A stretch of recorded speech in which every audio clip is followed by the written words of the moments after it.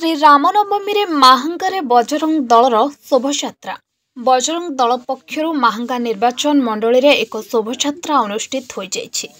बजरंग दल राज्य पूर्वप्रांत सह संयोजक प्रभात रंजन त्रिपाठी नेतृत्व में हजार हजार कर्मी बाइक शोभायात्रा रे जय श्रीराम नारा दे विभिन्न अंचल परिक्रमा करथिले।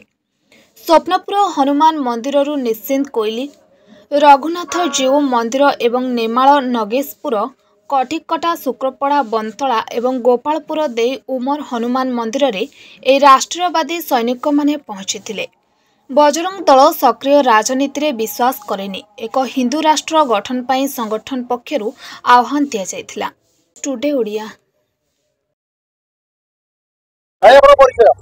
मोजे निश्चिंत कोइली प्रखंड संयोजक बजरंग दल कोन कार्यक्रम कोड आरंभ होला कोड शेष हो हमर रामनवमी उपलक्षे हमर निश्चिंत कोइली प्रखंड सालेपुर ठारू आरंभ करी उमर महागार उमर ठारे हमर सेठी शेष। अच्छा कोन असर जो आदि रो केते पिला आपनकर होइला राती रे केते हजार हमर हजारु अधिक बाइक आज मते बहुत खुशी लागु जाओ हम हिंदू भाई माने समदे हमर एकत्रित राम कर गोटे धुनी रे हमर निश्चिंत कोइली पूरा आज बहुत बढ़िया बढ़िया लगुच।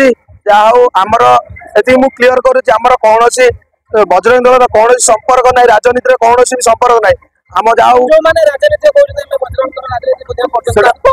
भूल कथा से आम बजरंग दल ना को बदनाम कर चक्रांत आउ बजरंग ना धरिकी से भोट नबार बहुत प्रयास चले आम से करूँ। बजरंग दल केबे भी राजनीति सहित केबे भी ना सी भी तार जवाब निश्चिंत दब।